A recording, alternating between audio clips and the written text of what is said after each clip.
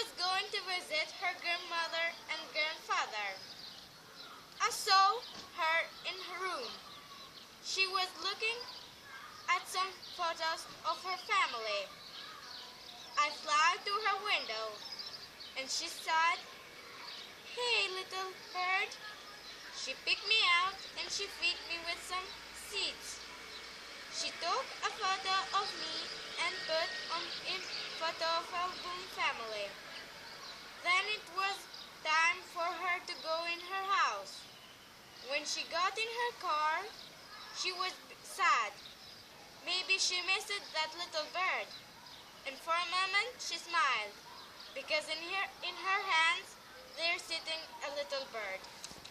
Viola, I did this for my teacher. She was happy when I do this, and she said me, "You can be a rabbit, a snake, and forever you like."